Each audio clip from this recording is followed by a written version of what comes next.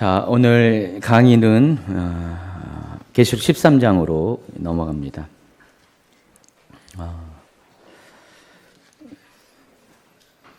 어려워요, 좀. 항상 어렵지만은 어려운 내용들을 쭉 다룰 겁니다. 그런 아주 중요한 내용들이라서 또 소홀히 할 수 없습니다. 아마 오늘부터 계시록 13장을 한 5, 6강의를 계시록 13장만 갖고 하게 될 것 같아요.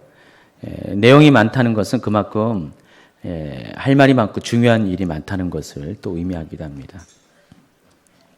여러분, 계시록 13장에 어느 주제가 실렸는지 다 아시죠? 모르세요? 모르시군요. 전 당연히 알 줄 알았는데. 계시록 13장은 바로 적그리스도에 관한 이야기가 실려져 있습니다. 계시록 12장과 13장은 모든 것이 그와 관련되어 있어요. 그래서 계시록 13장의 배경을 설명하기 위해서 12장이 있는 거예요. 그러니까 적그리스도가 이 세상에 등장하기까지 어떠한 일이 일어나는 것인가를 설명하기 위해서 계시록 12장이 기록이 된 겁니다. 자, 그래서 계시록 12장의 내용을 다시 한번 우리가 상기해 보면은 계시록 12장은 모두 세 단락으로 나누어진다 그랬어요. 그러니까 첫 번째 단락은 2000년 전에 발생했던 예수님의 초림 사건 때 발생했던 그런 여러 가지 그런 사건들, 이스라엘이 등장하고 또 이스라엘 민족 가운데 예수님이 나시고 또 용이 등장하고 그 용이 예수님을 핍박하고 또 예수님이 하늘로 올라가시고 또 남은 자들, 예수님이 승천하신 다음에 남은 자들, 곧 교회를 가리키죠. 초대교회를 가리키죠. 이 초대교회 성도들이 그 용에 의해서, 사탄에 의해서 핍박을 당하는 그런 상황들을 첫 번째 단락에서 기록이 되어 있어요. 1절부터 6절까지요. 그리고 이어지는 두 번째 단락은 하늘에 전쟁이 있으니라고 하면서 시작하면서 하늘에 전쟁에 관한 이야기가 나옵니다. 하늘에 전쟁이 벌어졌습니다. 미가엘, 그러니까 하나님의 군대 장관이죠. 미가엘과 그를 따르는 천사들, 곧 하늘의 군대, 그리고 용과 그를 따르는 사자들, 또 사탄의 군대들과의 전쟁이 하늘에서 벌어집니다. 이 땅이 아니라 하늘에서. 그래서 그 결과 용이 쫓겨나옵니다. 하늘에서 쫓겨나오면서 그때부터 이 땅에 우리가 감당할 수 없는 저주가 발생하게 됩니다. 그 전까지는 용은, 전쟁 이전까지는 하나님 보좌를 왔다 갔다 하면서, 그러니까 마귀는, 사탄은 하나님 보좌를 왔다 갔다 하면서 이 세상뿐만 아니라 하나님 보좌 가운데서도 영향력을 미쳤어요. 어떤 영향력을 했어요? 성도들을 참소하는, 성도들을 비난하는 역할을 하고 있었습니다. 그랬던 사탄이 이제 그 전쟁의 결과 쫓겨내려오면서 더 이상 하나님 보호자 가운데는 영향을 끼치지 못합니다. 그래서 하늘에서는 축제가 벌어지죠. 기쁨이 생기죠. 그러나 이 땅에서는 큰 근심이 생깁니다. 그래서 그 결과 이제 세 번째 단락에 가서는 그 용이 이제 남아있는 성도들을 핍박을 하게 됩니다. 그래서 이 남아있는 성도들이 그 앞전에 첫 번째 단락에서 초대교회 성도들이 사탄의 핍박을 피해서 광야로 도망친 것처럼 이들도 피난을 갑니다. 그게 하나님의 예비처라고 말씀을 드렸어요. 그래서 하나님은 그 예비처에서 백성들을 이렇게 피하게 하시고 또 양육시켜서 그들을 사탄의 그런 핍박에 대응할 수 있는 사람으로 만듭니다. 그래서 이게 다 사도 요한이 하늘 보좌에서 본 미래에 일어날 일에 대한, 마지막 때에 일어날 일에 대한 다 비전들이지만은, 그러나 시제적으로는 첫 번째 단락은 과거에 있었던 것을 계시의 눈으로 본 거고, 두 번째 단락은 그 현재는 아니지만 또 그것도 미래지만은 미래의 마지막 때의 어느 즈음에 일어난 일들을 보게 됩니다. 그게 환란의 중간기 때에 일어날 일입니다. 그리고 세 번째 단락은 그 다음 환란의 그 후반기에 일어날 일들을 우리에게 계시를 하고 있습니다. 그래서 그 결과 이제 용이 성도들과 싸우기 위해서 바닷가에 서버리죠. 그리고 나서 13장이 들어서면서 바다 가운데 짐승이 올라옵니다. 바로 본격적인 전쟁이 일어나게 되는 것이죠. 근데 본격적인 전쟁은 하늘의 군대와의 전쟁이 아니라 이 남아있는 성도들과 사단의 세력과의 전쟁을 의미하는 것이죠. 그래서 그 내용이 13장에 기록이 되어 있어요. 그래서 13장에는 그 사단의 모든 권한과 능력을 받은 짐승이 등장하는데 그 짐승이 적 그리스도예요. 그래서 적 그리스도의 모습은 짐승과 용과 많이 닮아 있다는 것을 지난 시간에 이야기를 해드렸습니다. 자, 그래서 오늘 이 계시 13장에는 그 배경하에 적 그리스도에 대한 이야기를 오늘 설명을 해드릴 것입니다. 여러분, 성경에는 예수님의 다시 오심에 대해서 수많은 표적들과 징조들을 기록하고 있어요. 특별히 마태복음 24장, 또 여기 또 본문에는 마가복음 13장, 누가복음 21장 보면은 마지막 때 일어나는 일의 징조들이 쫙 기록이 되어 있죠. 마지막 때에 이런 일이 일어날 것이다라는 기록들이 많이 있어요. 그러니까 마태복음 24장에는 특별히 그것들이 아주 자세히 설명되는데 그 순서가 계시록 6장에 나와 있는 그 인의 징조, 7인의 징조와 아주 명확하게 일치되고 있습니다. 그래서 마지막 때는 이런 징조들이 마지막 때를 알리는 이런 일이 있을 것이다라고 성경에는 이런 것들이 많이 나와 있다는 것입니다. 그래서 우리가 그것을 통해서 그 징조들을 보면서 이제 마지막 때가 가까이 왔구나, 그것을 깨달아 알 것을 말하고 있어요.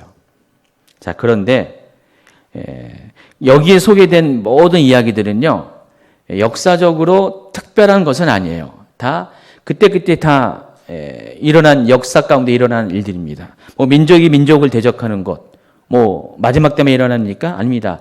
예전에도 있었던 일이에요. 나라가 나를 대적하는 것, 처처에 지진이 있는 것, 기근이 있는 것, 온역이 있고 무서운 일이 있고 하늘에 큰 징조들이 있는 것, 전부 다 그 강도와 범위만 다를 뿐이지 이미 역사 가운데는 그런 일들은 많이 있었다는 것입니다. 물론 마지막 때 되면은 그 강도와 범위에 있어서 지금까지 우리가 경험했던 것과 비교할 수 없는 큰 이런 일들이 벌어지게 될 거예요. 그러니까 우리가 앞전에 경험하지 못했던 놀라운 일들이 많이 벌어지는데, 그래서 그걸 통해서 우리가 마지막 때가 정말 가까이 왔구나 하는 것들을 알 수가 있다는 것입니다. 그러나 그것은 마지막 때가 가까이 왔다는 시작을 알리는 징조에 불과해요. 그러나 본격적으로 마지막 때가 조금 있으면은 주님의 재림이 가까이 왔다는 것을 알 수 있는 아주 결정적인 신호가 있는데, 징조가 있는데, 그것이 바로 두 가지로 우리에게 설명합니다. 그래서 배도하는 일과 또 적그리스도가 등장하는 일입니다.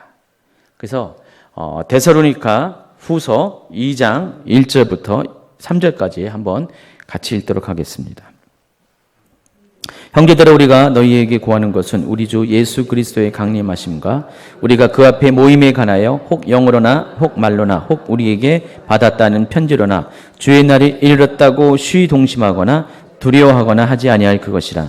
누가 아무렇게 하여도 너희가 미혹하지 말라. 먼저 배도한 일이 있고 저 불법의 사람 곧 멸망의 아들이 나타나기 전에는 이르지 아니하리니. 말투가 좀 약간 어려운 것 같은데 이렇게 핵심은 이겁니다. 예수님께서 강림하실 것이라는 것입니다. 이때 성도들은 예수님이 다시 재림하실 것을 알죠. 여러분, 재림이라는 단어, 강림이라는 단어 구분할 줄 아셔야 됩니다. 재림은 다시 이 땅 가운데 임하는 지상 재림을 말하는 것이고, 강림은 공중 강림을 말하는 것입니다. 공중에 임하시는 것을 말합니다. 그러니까 이때 성도들은 이미 예수 그리스도의 강림에 대해서 다 알고 있었어요. 또 재림에 대해서도 다 알고 있었어요. 자, 그런데 어떤 사람의 말로나 누구의 어떤 설명이나 또 혹 뭐 사도들이 보냈다는 편지를 통해서 듣는 일이 있더라도 그것 때문에 동심하지 마음이 흔들리지 말라는 것입니다. 왜 그러냐면은 그런 일이 있을 때는 반드시 두 가지 일이 전제되기 때문에 그것을 확인하지 않고서는 어떠한 말이 있다 할지라도 어떠한 그런 얘기가 있다 할지라도 아직은 예수님의 강림이 공중 강림이 시작되지 않았다는 바로 그 말이에요. 그래서 두 가지를 제시하죠. 먼저는 배도한 일이 있고 두 번째는 불법의 사람 곧 멸망의 아들이 나타날 것이다 라고 이야기합니다. 그러니까 이 두 가지 사건을 주목하라는 것이죠. 그러니까 많은 사람들이 예수님을 떠나서 배도한 일이 생길 것이고 그리고 불법의 사람이 나타나는데 바로 그 사람이 적 그리스도라는 것입니다. 그러니까 적 그리스도가 등장하기 전까지는 아직 종말은 아니에요. 적 그리스도가 여러분에게 그 사람이 누군가가 분명해지기까지는 아직 예수님이 공중에 강림하지 않는다는 것입니다. 그러니까 여러 가지 많은 징조들이 다 차근차근 다 이루어졌어도 이것이 마지막까지 그게 성취가 되어야 한다는 것입니다. 자, 이 이야기는 마태복음 24장의 이야기와 일치되기도 해요. 똑같습니다. 그래서 우리가 그러면은 이 사도 바울이 데살로니가 2장에서 얘기했던 3절에서 얘기했던 배도하는 일과 불법의 사람에 등장하는 일에 대해서 우리가 주목을 해야 돼요. 배도하는 것은 여러분 다 아시겠죠? 근데 불법의 사람이라고 표현했어요. 멸망의 아들이라고 표현했는데 그럼 이 불법의 사람이 과연 누구를 말하는 것인가? 자, 이것에 대해서 계속해서 4절은 이렇게 설명합니다. 그는 대적하는 자라 신이라고 불리는 모든 것과 숭배의 마음을 받는 것에 대항하여 그 위에 자기를 높이고 하나님의 성전에 앉아 자기를 하나님이라고 내세우느니라 그랬어요. 그 불법의 사람의 특징은 뭐예요? 모든 숭배받는 것들, 신이라고 숭배받는 것들 위에 그들과 싸워서 자기를 높이고 하나님의 성전에 앉아서 자기가 하나님이라고 숭배받기를 좋아하는 그런 사람이 등장하게 되면은 바로 그 사람이 곧 불법의 사람이라는 것입니다. 그래서 불법의 사람의 특징은 스스로 자신을 하나님이라고 말하고 하나님처럼 숭배받기를 원한다는 것입니다. 자, 그런데 이 불법의 사람이 계시록 13장에 말하는 짐승과 일치하다는 것이죠. 계시록 13장을 보시면은 죽임을 당한 어린 양의 생명책에 창세 이후로 이름이 기록되지 못하고 이 땅에 사는 자들은 다 그 짐승에게 경배하리라 그랬습니다. 그가 먼저 나온 짐승, 여기서 그는 또 다른 짐승이고 거짓 선지자를 가리킵니다. 모든 권세를 그 앞에 행하고 땅과 땅에 사는 자들을 처음 짐승에게 경배하게 하니. 처음 짐승은 바로 8절에 말한 그 짐승, 적그리스도를 말하는 것입니다. 그러니까 모든 사람들을 하여금 적그리스도에게 경배하게 하는 일이 발생하게 된다는 것입니다. 15절에도 계속해서 그가 권세를 받아 그 짐승의 우상에게 생기를 주어 그 짐승의 우상으로 말하게 하고 또 짐승의 우상에게 경배하지 아니하는 자는 몇이든지 다 죽이게 하더라 그랬습니다. 여기 계시록 13장에서 나와 있는 이 짐승의 특징, 적그리스도 특징 중에 또 여러 번 반복해서 언급된 것이 똑같이 경배받기를 원한다는 것입니다. 하나님처럼. 그래서 이 불법의 사람이 누구를 의미하냐? 곧 적그리스도를 의미한다는 것입니다. 그래서 사도 바울은 데살로니가 2장 3절에서 마지막 때에는 배도한 일이 있을 것이고 적그리스도가 나타날 것인데 그 일이 벌어지지 않고서는 아직은 예수님의 다시 오심이 성취되는 때가 아니다라는 것입니다. 누가 뭐라고 말하든 흔들리지 말라는 것이에요. 속아 넘어가지 말라는 것입니다. 누가 지금 종말이 왔다고 말하든 간에 이 일이 벌어지지 않는 한 아직은 종말이 아니라는 것입니다. 명심하시고 또 명심하세요. 요즘도 많이 이렇게 예수님이 곧 오신다. 여러분들 다 뭐 오신다는 것은 곧이라는 단어는 다 우리가 인정해요. 근데 언제 오신다라고 하는 분들이 계속해서 등장하잖아요. 또 적그리스도가 누구다라고까지 말하는 사람도 있더라고요. 많이 있어요. 지금 제가 알고 있는 현존하는 적그리스도만 10명 돼요. 지금 살아있는 적그리스도만. 진짜. 제가 그래서 이게 연구하고 리서치를 하잖아요. 근데 최근에 적그리스도라고 지목받은 사람이 누구더라? 그 트럼프 사위가 또 적그리스도라는 말을 또 하시더라고요. 예. 자주간 이런 적그리스도 후보들이 굉장히 지금 많아지고 있어요. 예, 많아지고 있는데, 말은 말일 뿐이지, 아직 마치 예수님이 언제 오신다는 것에 대해서 우리가 다 주의하고 깨어 있어야 되지만은 언제라고 말하지 못하는 것과 마찬가지로 적그리스도가 올 것이라는 것은 다 알고 있음에도 불구하고 그가 누구라고 정확히 말하는 것조차도 우리는 조심해야 된다는 것입니다. 왜냐하면은 말하는 동시에 이미 때가 이르렀기 때문에 그래서 굉장히 주의해야 할 문제라는 것입니다. 그러나 아직은 아니에요. 아직은 적그리스도 정체가 누구인지는 아직은 아무도 몰라요. 추측은 말하는 건 자유지만은 아직은 하나님이 그가 누구라는 것을 모든 사람에게 명확하게 가르쳐 주신 때는 절대로 아니라는 것입니다. 모든 것들이 다 차곡차곡 징조들이 하나하나 성취가 된 다음에 맨 마지막에 적그리스도가 누구인가가 우리에게 분명해지게 된다는 것입니다. 자, 그리고 마지막 때가 우리가 언제라는 것을 어떻게 알 수 있는가? 보시면은 392페이지 보면은 우리가 열려진 2번을 보면은 마지막 때의 임계 상황과 적그리스도라는 제목이 있습니다. 베드로후서 3장 9절에 보니까 이런 말씀이 있습니다. 주의 약속은 어떤 이들이 더디다고 생각하는 것 같이 더딘 것이 아니라 오직 주께서는 너희를 대하여 오래 참으사 아무도 멸망하지 아니하고 다 회개하게 이르길 원하느니라. 그러나 주의 날이 도둑같이 오리니 그날에는 하늘이 큰 소리로 떠나가고 물질이 뜨거운 불에 풀어지고 땅과 그 중에 있는 모든 일이 드러나리로다. 이 베드로 후서에서 사도 베드로가 한 말입니다. 그러니까 베드로도 여러분 굉장히 종말에 관한 메시지를 알고 있는 사람이에요. 신약 성경에 나와 있는 많은 저자들이 그 종말에 관한 이야기를 대부분에 언급을 했어요. 그러니까 베드로도 마찬가지로 종말에 관한 이야기를 했는데 이 말씀을 보면은 하나님께서 심판의 시기를 미루시는 이유가 뭔지를 알 수가 있어요. 뭐라고 했어요? 아무도 멸망하지 않기를 위해서. 다 회개해서 구원에 이르기를 원하기 때문에 왜 심판이 왜 늦어지냐? 이것은 하나님의 마음이 반영되어 있다는 것입니다. 하나님은 사람들이 어쨌든 간에 지금 심판하면 너무나 많은 사람들이 멸망을 당하니까 하나님 계속 참으시는 거예요.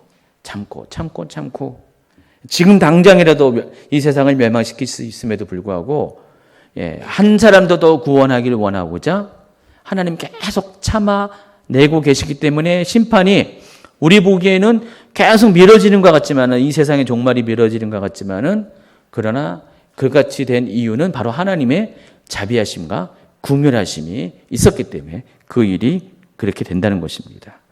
그러나 그럼에도 불구하고 심판은 언젠가는 반드시 오게 될 것이라는 것이죠. 언제 오냐? 하나님이 더 이상 못 참을 때. 참고 참아가지고 이제는 그 인내가 99%가 아니라 100%의 이제 한계 상황에 도달하게 될 때, 그때는 정말로 심판을 하시게 된다는 것입니다.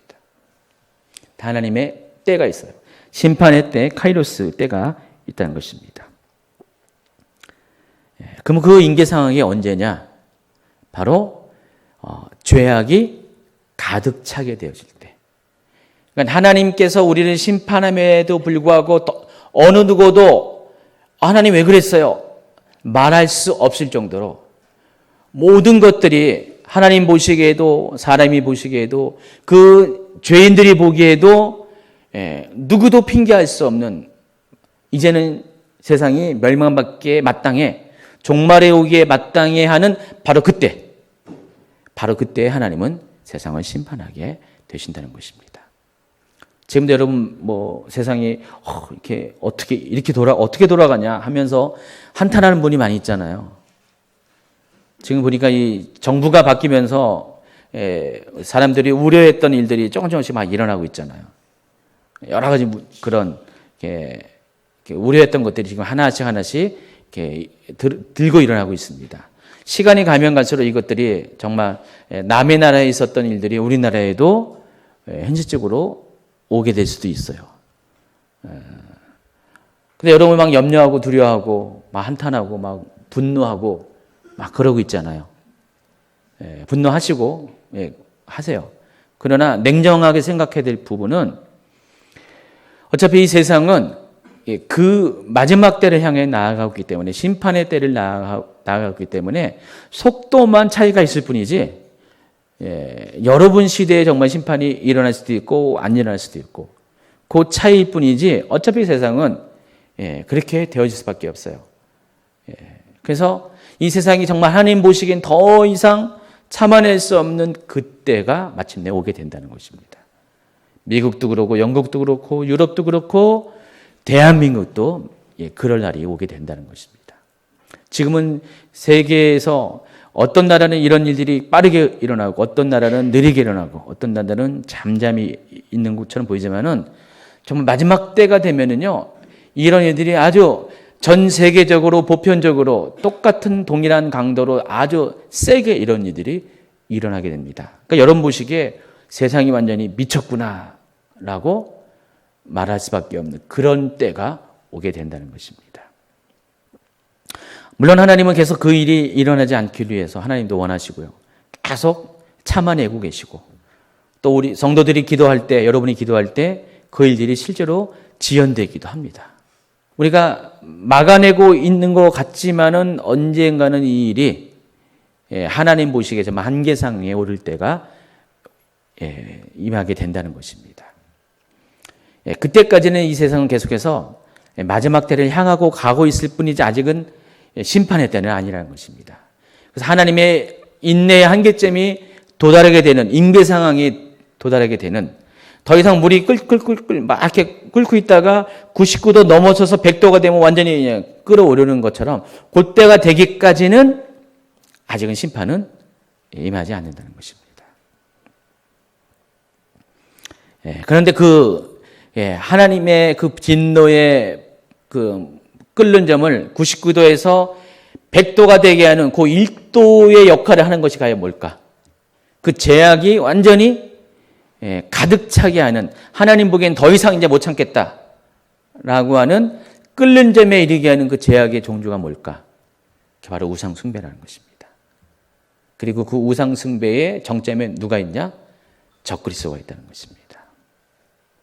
세상 모든 사람들이 적그리스도를 하나님으로 숭배하게 하는 그런 사건이 벌어지게 된다는 것입니다. 물론 지금도 많은 우상이 있잖아요. 많은 종교의 우상이 있는데 하나님을 대신하는 많은 종교의 우상이 있지만은 산발적이고 지역적입니다. 어떤 일정한 그룹에서만 그런 것이 있는데 이제는 모든 세상의 사람들이 한 목소리로 하나님이 아닌 다른 것을 우상을 하나님이라고 똑같이 숭배하는 때가 오게 된다는 것입니다. 바로 그때가 되면 하나님은 더 이상 참을 이유도 없지만은 참을 수도 없는 것이죠. 바로 그때 심판이 일어나게 되는 거예요. 이 세상이 완전한 멸망이 일어나게 된다는 것이죠. 그때가 언제가 가능하겠어요?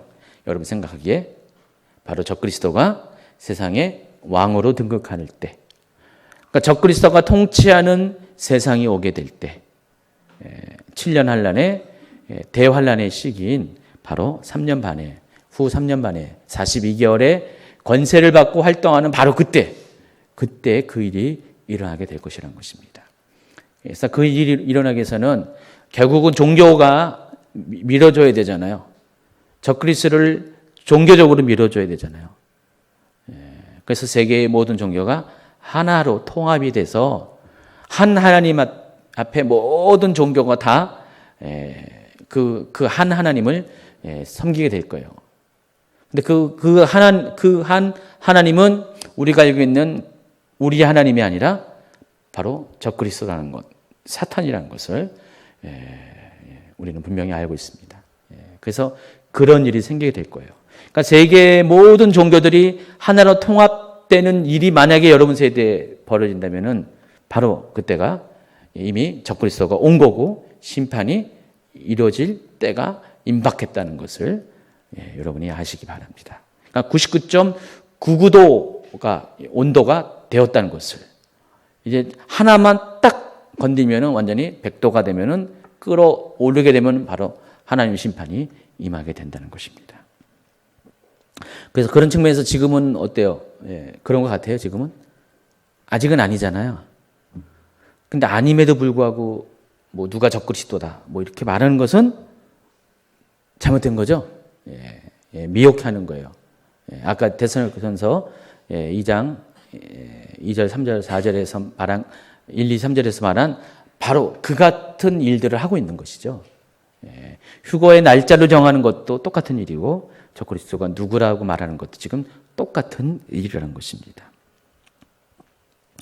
그래서 이 적그리스도의 출현은 마지막 때를 확실하게 점찍게 하는 그런 일이 됩니다. 왜냐하면 적그리스도를 통해서 우상 숭배가 이루어지기 때문에 도저히 하나님이 더 이상 참을 수 없는 그 상황, 그래서 하나님의 공의에 의해서 심판을 행할 수밖에 없는 그 상황이 이루어지는 바로 그 정점이기 때문에 적그리스도의 출현을 우리가 주의 깊게 바라봐야 한다는 것입니다.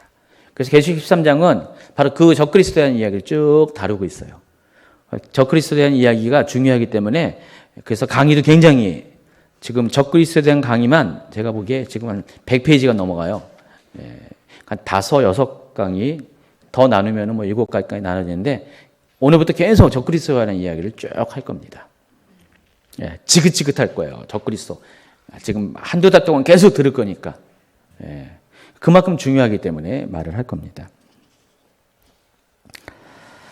자, 그래서 우리가 성경이 말하는 적그리스도가 과연 누굴까? 이 부분에 대해서 좀 이야기합니다. 사람이 세상이 말하는 적그리스도가 아니라 성경은 적그리스도에 대해서 어떻게 말하고 있는가? 이것이 중요해요. 여러분 주변의 설명 이런 것들을 보다 더 중요하게 될 것이 성경이 말하는 것을. 그래서 이번에 핵심 강의는 제가 성경 외에 딴 것들은 웬만하면 이렇게 안 나가고 있어요. 필요한 것만 어쩔 수 없는 것만 참조하지 성경 중심으로 지금 다 다루고 있어요. 이 본 강의는 주변의 것들도 많이 다뤘거든요. 근데 제가 하다 보니까 우리가 놓치는 것이 자꾸만 그것에 주목을 하게 되더라고요. 그래서 이건 아닌 것 같다 해서 성경에 주목을 해야 될 것 같아요. 그러니까 성경에서 마지막 때에 대해서 뭐라고 말하는 것이 중요한 거죠. 주변 것은 보충 설명들은 차선입니다. 그래서 그것에 관심 갖기보다도 성경이 말하는 것이 적그리스도가 누구인가에 대해서 성경이 말하는 그 입장에 대해서 여러분이 아시기 바랍니다. 성경에서 적그리스도에 대해서 언급이 있나요? 휴거에 대해서 언급이 없다고 그랬죠. 그러나 휴거를 의미하는 상황들은 여기저기서 나와 있는데 그럼 적그리스도에 대해서는 어떻게 할까요? 적그리스도에 대해서 말하고 있나요? 성경이? 말하고 있어요. 적그리스도는 단어 자체를 사용합니다. 자, 그런데 이 적그리스도는 단어는 사도 요한밖에 사용 안 했어요. 그것도 사도 요한의 서신들, 요한의 1서 2장, 그리고 4장, 또 요한 2서 1장. 이 세 군데에서만 4번에 걸쳐서 적그리스도라는 단어를 언급을 했어요. 그 외에 다른 어떤 성경도 적그리스도라는 단어를 언급하지 않았습니다. 자, 요한 1서 2장 18절을 볼까요? 아이들아 지금은 마지막 때라 적그리스도가 오리라 하는 말을 너희가 들은 것과 같이 지금도 많은 적그리스도가 일어났으니 그러므로 우리가 마지막 때인 줄 아노라. 자, 이때가 언제예요? 이 사도 요한이 이 요한 1서를 쓸 때가 언제예요? AD 한 90년경 전후예요. 1900년 전이에요, 지금부터. 1900년보다 좀 더, 몇십 년 더 갔죠. 그때에 이 얘기를 한 거예요. 이때도 이미 요한의 보기에는 적그리스도가 있었어요. 근데 잘 보시면은 적그리스도에 대해서 뭐라고 표현했냐면은 적그리스도들을 얘기합니다. 많은 적그리스도. 복수로 설명합니다. 그러니까 그때 많은 적그리스도가 있었다는 겁니다. 근데 여러분, 실제로 적그리스도는 한 명이에요. 마지막 때 등장하는 적그리스도는 한 명인데, 그러니까 요한이 보는 입장에서 적그리스도가 이때가 많이 있었어요. 근데 그 앞에 얘기를 보면은 아이들아 지금은 마지막 때라 해놓고 적그리스도가 오리라는 말을 너희가 들은 것과 같이 들었다는 거죠. 적그리스도가 올 것이라는 것을. 사도 바울이 여기 사도 요한이 말했을까요? 누가 말했을까요?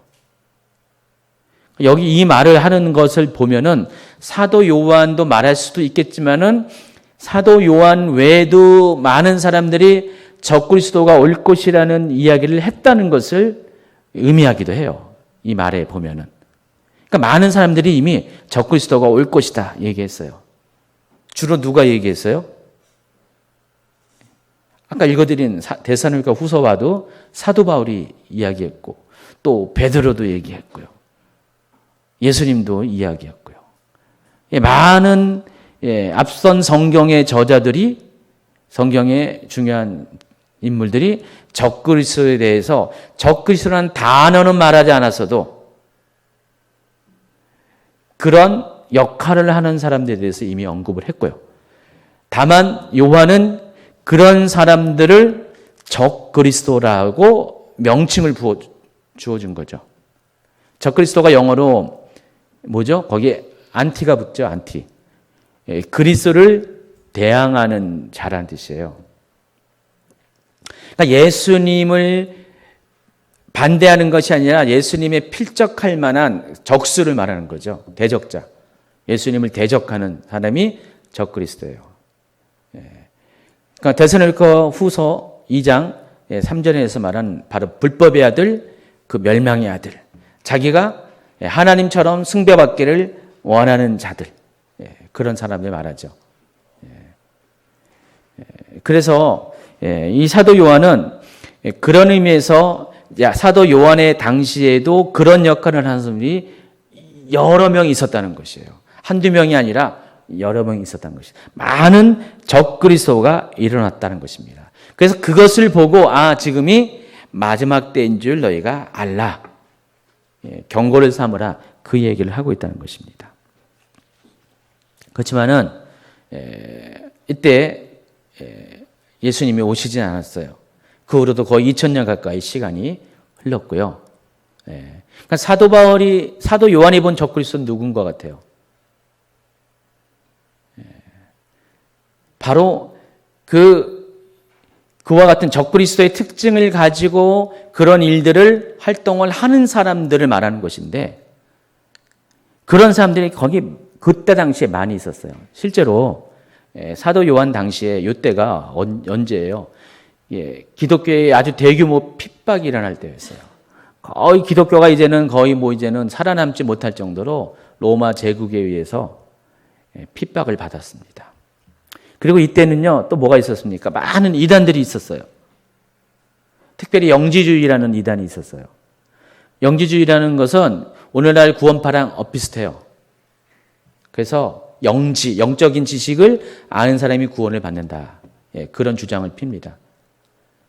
그래서 여기에 구원론, 창조론, 영지주의의 그 신학을 보면은 아주 좀 웃기기도 합니다.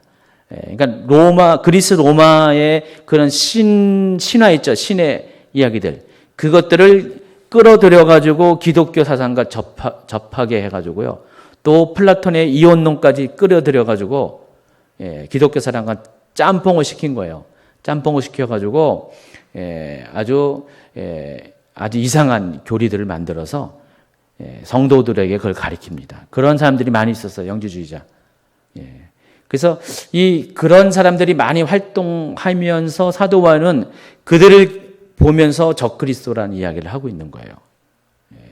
그리스도를 대적하는 강력한 이론과 능력을 가지고 있는.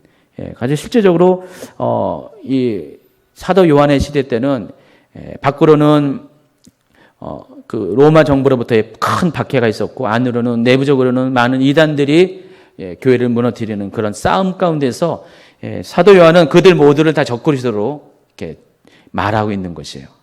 그러나 우리가 실제적으로 알고 있는 마지막 때에 일어나고 있는 그 적그리스도에 대한 정보와는 완전히 일치한 건 아닙니다.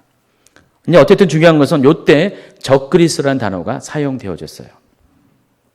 그러나 실제적으로 사도 요한이 말하는 적그리스도는 실제적인 적그리스도는 아니라는 것이죠. 그래서 실제 적그리스도라는 그 명칭으로 소개된 건 아니고 적그리스도의 어떤 행위, 활동 이런 것들로 우리가 그 사람이 적그리스도라는 것을 알 수 있는 모습으로 찾아옵니다. 그래서 신약 성경에는 적그리스도에 관한 이야기들이 많이 있어요. 자, 그런데 놀랍게도요, 구약 성경에도 적그리스도에 관한 이야기가 많이 있다는 것입니다. 특히 다니엘서 가면은 적그리스도에 대한 정보가 아주 차고 넘칩니다. 그리고 아주 그 적그리스도에 대한 묘사, 정보가 우리가 알고 있는 적그리스도와 똑같아요. 계시록에서 말한 적그리스도와 똑같아요. 그래서 아주 놀라움을 금치 못할 정도로 아주 굉장한 묘사들이 나와 있습니다. 그래서 다니엘서에 나오는 이 적그리스도에 대한 정보들을 우리가 살펴볼 필요가 있는데 두 군데에서 살펴볼 겁니다. 다니엘서 7장하고 9장입니다. 자, 먼저는 다니엘 7장의 이야기입니다. 다니엘서 7장에서는 이 적그리스도를 작은 뿔로 묘사를 하고 있습니다. 쭉 다 읽었죠? 7절부터 26절까지. 거기 보면 여러 가지 빨간 글씨로 넵제 짐승 10뿔, 작은 뿔, 또 다른 뿔 이렇게 쭉 나와 있잖아요. 여기서 묘사된 이 작은 뿔이 적그리스도입니다. 그래서 우리가 이 작은 뿔이 적그리스도인 것을 우리가 이해하기 위해서는요, 이 다니엘서 7장을 샅샅이 읽어볼 필요가 있어요. 그래서 여러분과 같이 오늘 다니엘 7장을 한번 읽어보도록 하겠습니다. 한번 같이 읽어볼까요? 현대어 성경으로 있습니다. 시작. 바벨론 왕 벨사살 1년 어느 날 밤에 다니엘은 꿈에서 신비한 환상을 보았다. 그는 그 꿈에서 본 것을 이렇게 적어두었다. 내가 그날 밤 꿈속에서 보았던 환상은 다음과 같다. 바람이 사방에서 갑자기 불어와 바다는 미친 듯 춤을 추고 있었다. 그런데 그때 바다 한가운데서 엄청나게 큰 짐승 4마리가 올라왔다. 그 4마리 짐승은 제각기 생긴 모습이 서로 달랐다. 첫 번째 짐승은 사자처럼 생겼는데 어깨 축지에는 날개가 달려 있었다. 그 날개는 독수리의 날개 같았다. 내가 그 짐승을 찬찬히 바라보고 있는데 그 짐승의 날개가 뽑혀나가고 그 짐승이 땅에 우뚝 서더니 사람처럼 서 있는 것이 아닌가. 그런데 그 짐승이 사람의 마음을 갖게 되었다. 두 번째 짐승은 곰과 같이 생겼는데 뒷다리 둘로 몸을 지탱하고 서 있었다. 그 이빨에는 갈비뼈 3개를 물고 있었는데 그때 이런 소리가 들려왔다. 어서 먹을 수 있을 만큼 실컷 고기를 먹어라.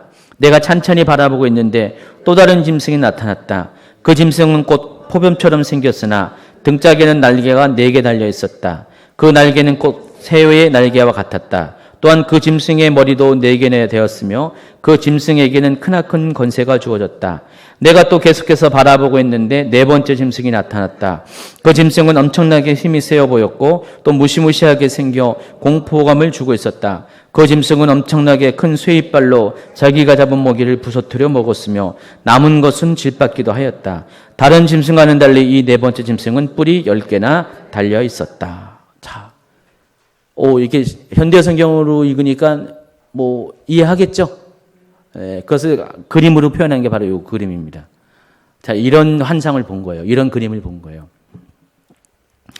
맨 앞에 사자처럼 생긴 어깨 축지부터 날개가 달려있는 사자처럼 생긴 짐승이 올라오고요. 그 뒤를 이어서 뭐가 옵니까? 곰이 옵니다. 곰같이 생겼는데 그 입에는 뼈를 3개나 물고 있었고요. 또 3번째 짐승은 표범과 같이 생긴 짐승이 있는데 등에 날개가 4개가 있었고요. 또 머리도 4개가 있었다. 그리고 4번째 짐승이 있는데 저 맨 뒤에 있잖아요. 아주 무시무시하게 생긴 4번째 짐승인데 그 짐승의 특징은 뭐죠? 뿔이 10개나 있었다는 것입니다. 이 순서적으로 바다에서 이렇게 짐승이 올라간 거예요. 올라오고 있습니다. 8절을 계속 읽습니다. 내가 그 뿔을 찬찬히 바라보고 있는데 그 뿔 사이에서 자그마한 뿔 하나가 돋아나고 있었다. 그러나 이미 나 있던 뿔 3개가 뽑혀나갔다. 이 작은 뿔은 사람의 눈과 입을 지니고 있었는데 그 입으로는 다른 것을 우습게 여기고 뻐기면서 중절됐다. 그래서 요 그림을 또 다시 한번 이렇게 평면도로 이렇게 봤어요. 그럼 각각의 짐승의 특징이 나와 있죠. 395페이지. 이런 짐승이 이렇게 생겼어요. 4짐승이 첫 번째, 두 번째, 세 번째, 네 번째. 혹시 이런 짐승 보신 적 있어요, 여러분? 없어요? 특이한 짐승이죠. 자, 그런데 그 환상 가운데 중간에 또 뭐가 삽입됐냐면은 다른 장면이 삽입됐습니다. 9절부터 한번 볼까요? 내가 또 바라보고 있는데 어떤 곳에 보좌가 여러 놓여 있었다. 그런데 영원히 살아계시는 분께서 그 가운데 한 보좌에 앉아 계셨다. 그분이 입고 계신 옷은 눈과 같이 무척 희었으며 그분의 머리칼은 아주 깨끗한 양털과 같았다. 그분이 앉아 계신 보좌는 불붙듯한 바퀴가 달려 있었고 그 보좌에도 바퀴처럼 활활 불이 이글거리고 있었다.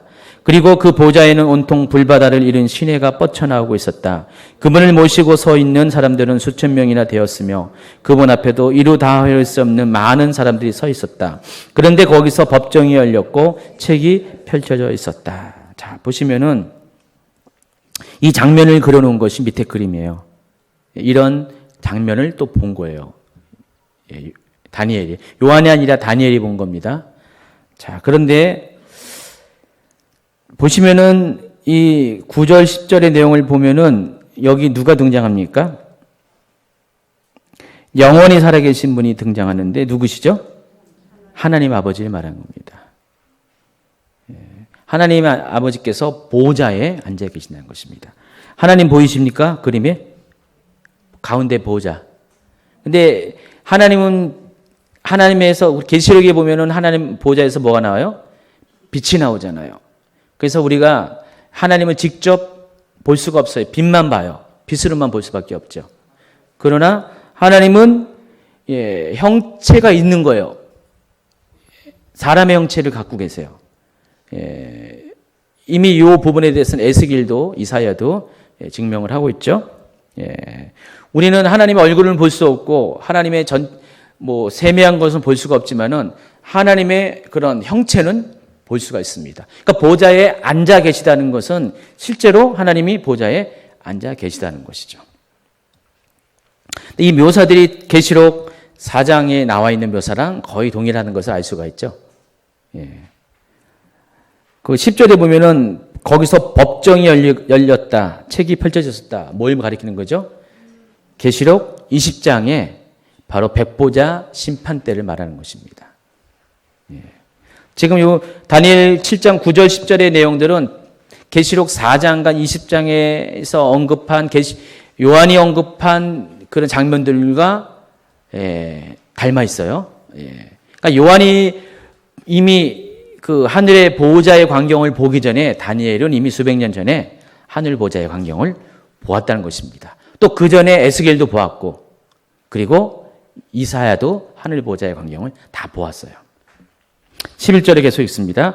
내가 또 바라보고 있는데 그때에도 조금 전에 말한 작은 뿔이 여전히 허풍을 떨며 잘난 듯 큰 소리로 지르고 있었다. 그러는 사이에 그 네 번째 짐승이 살해당하였고 그 몸뚱아리는 타오르는 불 속에 던져졌다.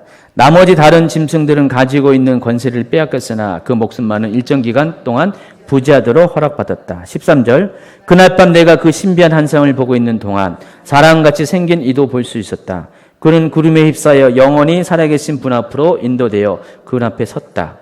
여기서 사람같이 생긴 이것을 이제 한자로 번역하면 저기 있죠. 인자. 인자. 인자를 볼 수가 있었다. 그러면 그 인자가 누구죠? 예수님을 가리키는 거죠. 지금 다니엘은 보호자에 계시는 하나님을 봤어요. 옛적부터 계신 분. 하나님을 봤어요. 빛으로 비춰지는 하나님을 봤어요. 그러나 그 같은 장면 가운데 사람같이 생기니 그 예수님도 보았습니다. 자, 그분은 그에게 권세를 주었고 앞에 말한 그분은 누구예요?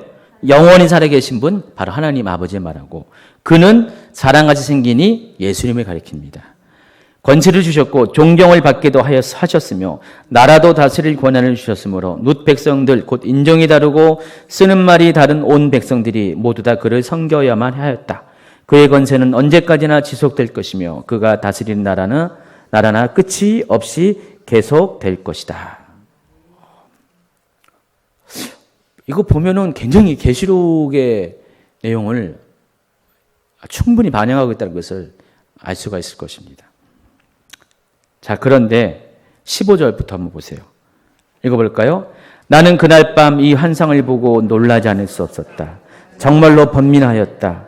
말할 수 없이 괴로웠기 때문이다. 사실 다니엘이 이 환상을 보고 나서 자기의 심정을 고백하는 거예요. 정말 놀라운 광경을 봤잖아요. 하늘의 보좌의 광경을 봤잖아요. 사도 바울도 하늘 보좌의 광경을 봤잖아요. 가히 형언할 수 없는, 사도 바울은 대신 말을 안 했어요. 사도 바울이 말했으면 똑같은 얘기를 했을 거예요. 아마 요한계시록 얘기를 똑같이 했을 거예요. 그러나 사도 바울은 말 안 했어요. 말하지 말하는 어떤 그런 감동이 있었나 봐요. 얘기 안 했어요. 그러나 이미 수백 년 전에 다니엘은 것을 봤어요. 봤더니 도저히 이건 괴로운 거예요.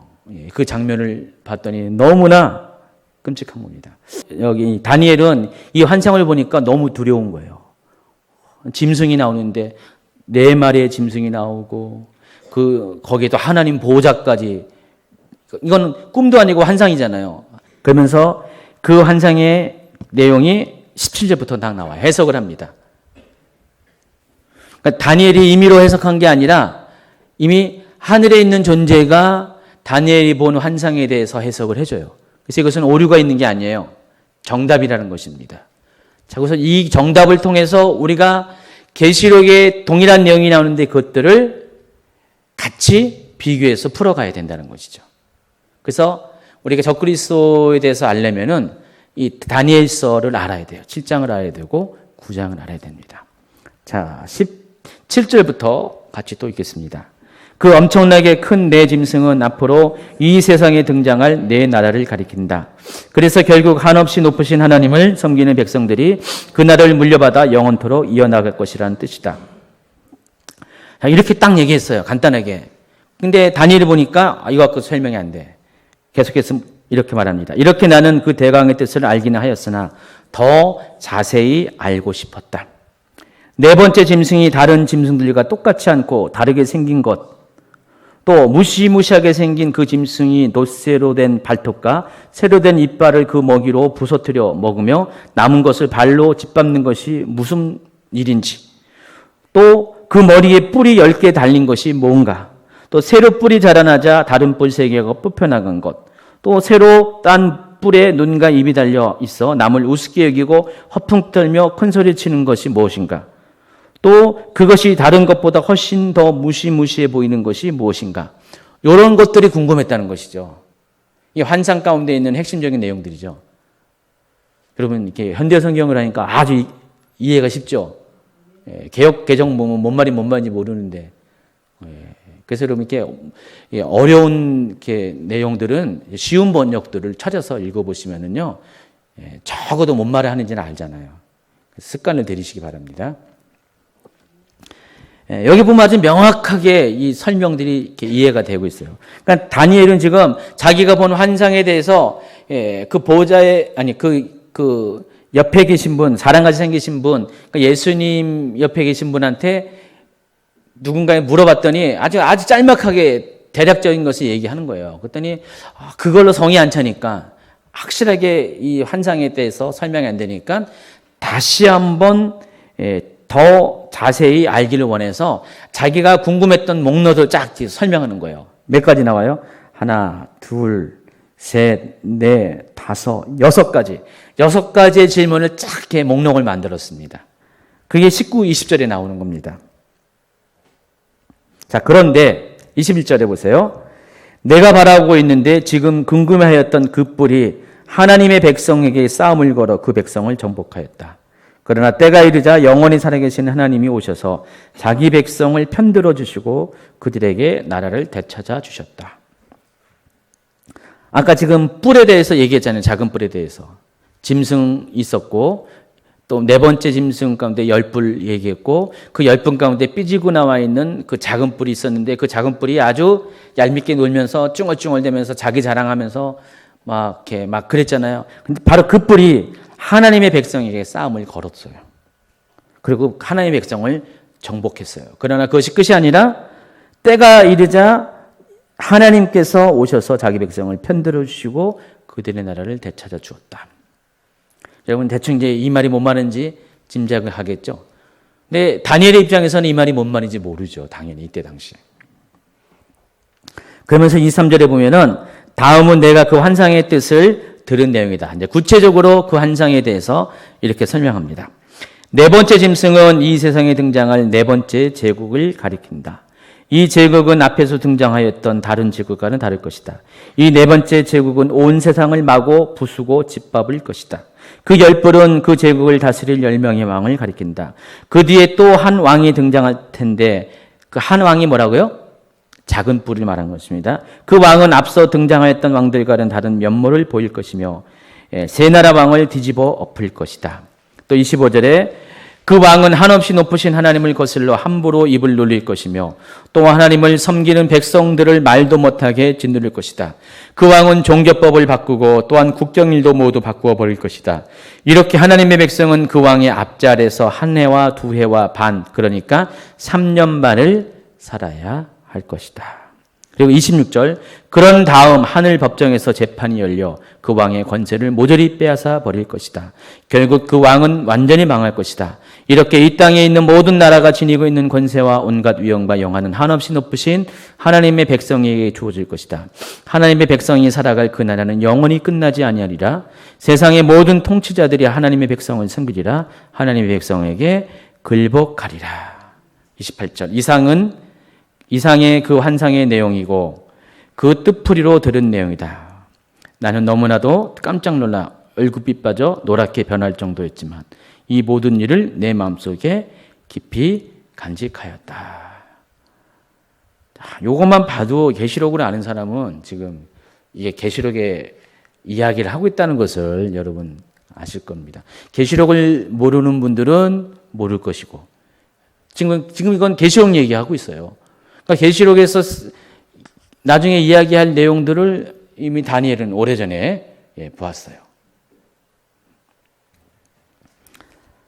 그래서 제가 여러분 계시록을 잘 모르는 분들 위해서 조금 설명을 해드리겠습니다. 397페이지 환상에 대한 해석입니다. 여러분 네 마리의 큰 짐승이 뭘 말한다 그랬어요? 다니엘서 7장 17절에 보니까 엄청나게 큰 네 짐승은 앞으로 이 세상에 등장할 네 나라를 가리킨다. 여기 얘기했잖아요. 그래서 앞으로 등장할 네 개의 나라를 가리킵니다. 자, 그런데 이 네 개의 나라는 일반적인 왕국을 가리키는 것이 아닙니다. 제국을 가리키는 거예요. 왜냐하면 큰 짐승이기 때문에. 작은 짐승이 아니라 큰 짐승. 큰 짐승이라는 그 의미는 일반적인 왕국을 말하는 것이 아니라 세계적인 제국을 말하는 것입니다. 그러니까 앞으로 네 개의 제국이 등장할 것이에요. 그럼 앞으로의 기준은 어디죠? 누구죠? 다니엘을 기준으로 하죠.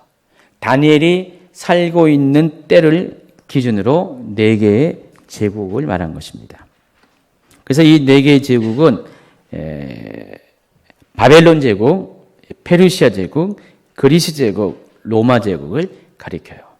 그래서 바벨론 제국은 사자로 묘사한 거예요. 바벨론 제국을. 그리고 페르시아 제국은 곰으로 묘사했고요. 그런데 그리스 제국은, 헬라 제국은 표범으로 묘사했고, 그리고 로마 제국은 10뿔 달린 짐승으로 묘사를 했다는 것입니다. 그런데 이 앞에 있는 세 개의 제국에 비해서 네 번째 제국, 로마 제국은 비교할 수 없이 강하고 포악하고 교만하다라고 말합니다. 실제로 로마 제국이 그랬어요. 뒷장으로 넘어가시기 바랍니다. 이 네 번째 제국, 이 로마 제국이라면은 이 로마 제국의 특징은 열불을 가지고 있다고 그랬습니다. 24절에 그 열불은 그 제국을 다스릴 10명의 왕을 가리킨다. 그러면 로마 제국 안에 10명의 또 다른 왕이 있다는 것입니다. 마치 분봉왕처럼. 실제로 로마 제국은 황제가 있고요. 각 나라마다 왕들이 있었어요. 그와 같은 왕들이 10명이나 있을 것이다. 그 얘기하는 것입니다. 그런데 그것을 끝나는 것이 아니라 그 뒤에 또 다른 한 왕이 등장한다는 것입니다. 그 뒤에 또 한 왕이 등장할 터인데 그 왕은 앞서 등장했던 왕들과는 다른 면모를 보일 것이며 세 나라 왕을 뒤집어 엎을 것이다. 그 왕은 한없이 높으신 하나님을 거슬러 함부로 입을 놀릴 것이며 또한 하나님을 섬기는 백성들을 말도 못하게 짓누를 것이다. 그 왕은 종교법을 바꾸고 또한 국경일도 모두 바꾸어 버릴 것이다. 이렇게 하나님의 백성은 그 왕의 압제 아래서 한 해와 두 해와 반, 그러니까 3년 반을 살아야만 할 것이다. 자, 그러면 이 마지막에 등장할 왕은 과연 누구일까? 로마 제국 다음에 등장한 왕은 과연 뭘까? 일단 여기에 대한 퀘스천을 남겨놓고요. 이제 다니엘 7장과 17장을 좀 비교해 보도록 하겠습니다. 계시록 17장을.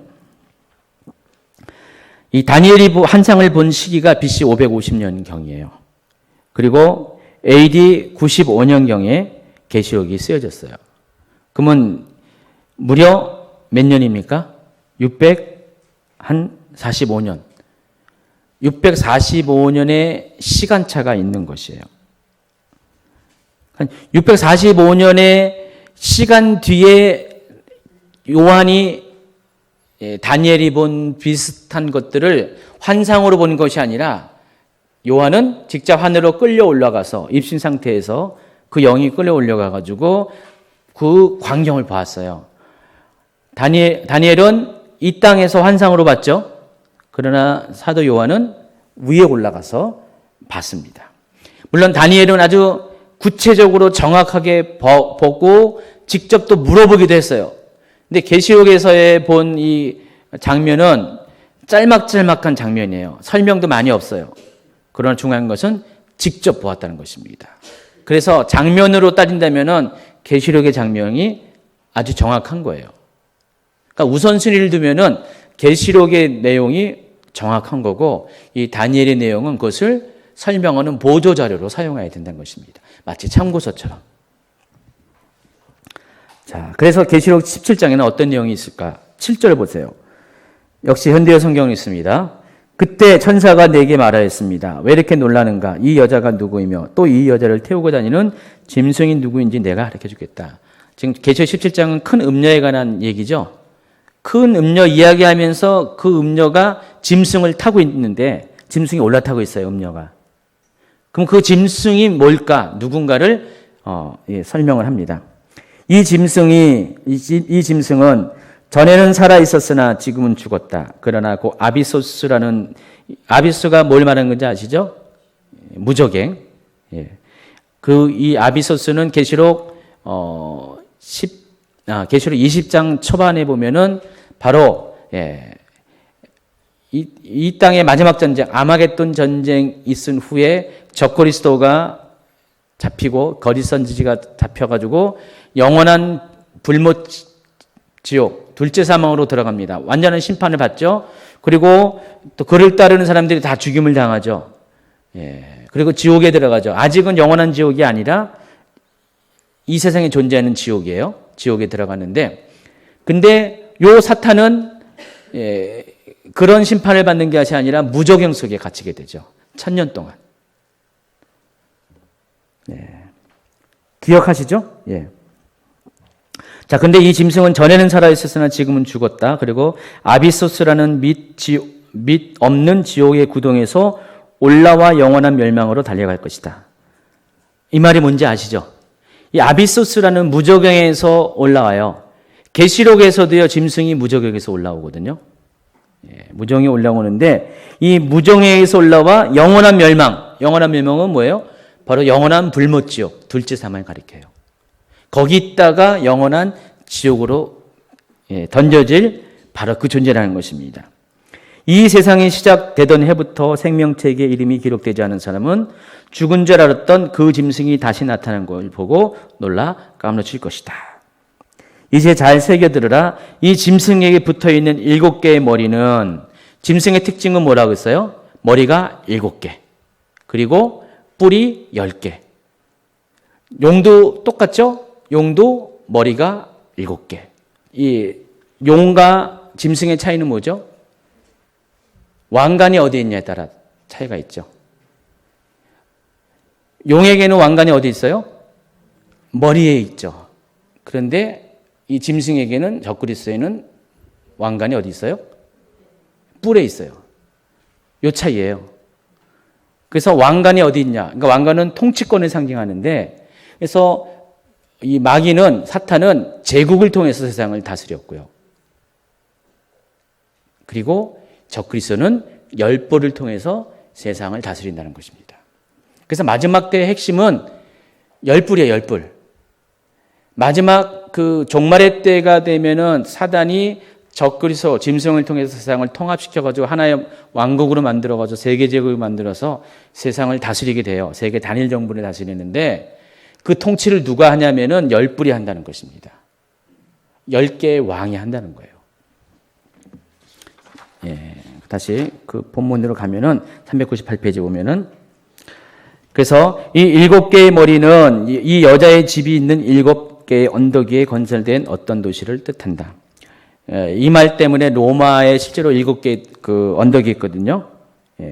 그렇게 추정하는 분도 있어요. 또 그것은 동시에 7왕을 뜻하기도 한다. 그 가운데 5왕은 이미 넘어졌고 6째 왕은 현재 다스리고 있으며 7째 왕은 아직 오지 않았다. 그러나 그의 통치 기간도 길지는 않을 것이다. 또 11절에 보니까 전에 한 번 죽었던 그 붉은 짐승은 8째 왕이다. 이미 그는 7왕 가운데 하나로서 과거에 왕위에 올라 통치를 한 일이 있었다. 그러나 그 역시 왕이 된 후에 다시 멸망하고 말 것이다. 계속해서 12절, 그 짐승의 10개의 뿔은 아직 왕위에 오르지 않은 10왕을 뜻한다. 그들은 붉은 짐승과 함께 다스리기 위하여 잠시 왕위에 오를 것이다. 그들은 동맹을 맺고 자기들의 권력과 힘을 그 짐승에게 줄 것이다. 그리고 한 패가 되어 어린 양을 대적하여 싸울 것이다. 그러나 결국 모든 군주들의 주님이요 왕 중의 왕이신 어린 양의 승리를 거두게 될 것이다. 그분의 신하들은 부르심을 받은 자여 선택받은 자여 충성된 자들이기 때문이다. 계시록 17장의 내용이에요. 그래서 우리가 이 얘기를 쭉 보면은 7개의 머리가 7왕을 타는 것인데 그 왕 중에서 5왕은 이미 넘어졌다. 역사 가운데서 사라졌다는 뜻이죠. 6째 왕은 현재에 있다. 그리고 7째 왕은 아직 오지 않았다. 자, 그렇게 보면은 우리가 뭘 알 수가 있냐면은 바로 요한이 본 그 시점을 기준으로 해서 이미 사라져버린 5개의 왕을 찾아보세요. 제국을 살펴보세요. 거꾸로 보세요. 지금 로마 제국 시대에 살고 있었으니까 바로 앞전에 뭐였죠? 그리스, 그 전에 페르시아, 그 전에 바벨론, 그리고 그 전에 아수르, 이집트. 이집트부터가 세계 제국이었거든요. 그러니까 요한계시록에서의 이 관점은 다니엘서는 4 짐승을 얘기했는데 요한계시록에서는 7 머리를 얘기합니다. 근데 7 머리는 7 제국을 말하는 것인데 요한시대를 기점으로 이미 사라진 5개의 제국을 뽑는다면은 바로 이 5개의 제국이에요. 이집트부터 시작해가지고. 이집트, 아수르, 바벨론, 페르시아, 그리스. 요게 이미 역사 가운데 세상을 지배했던 5개의 제국입니다. 그리고 현재 있는 게 로마예요. 그리고 아직 이르지 않는 7번째 왕이 있다는 것이죠. 그게 누구라고요? 적그리스도 왕국이라는 겁니다. 세계의 단일 정부가 오게 된다는 것입니다. 그리고 전에 한 번 죽었던 그 붉은 짐승이 뭘 의미하면은 바로 그 적그리스도 왕국을 통치하는 적그리스도를 말하는 것이에요. 왜냐하면 그는 이미 7왕 가운데서 하나로서 과거의 왕위에 올라 통치를 한 일이 있었기 때문에, 그러니까 8번째 왕은 새로운 존재가 아니라 이미 있었던 존재라는 것입니다. 이미 세상에 지배권을 갖고 있었던 존재가 그 가운데서 8번째 왕으로 온다는 것입니다.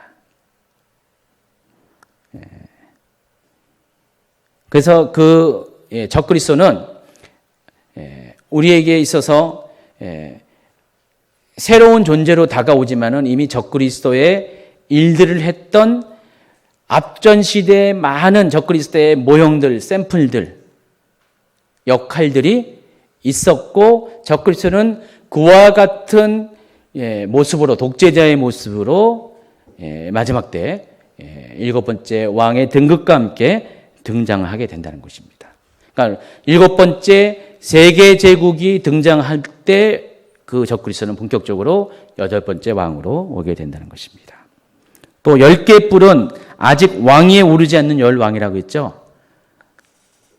이미 로마 시대에는 여러 가지 소왕국이 있다고 했죠. 근데 지금 그 왕국을 말하는 것이 아니라 아직 이 왕은 오지 않았어요.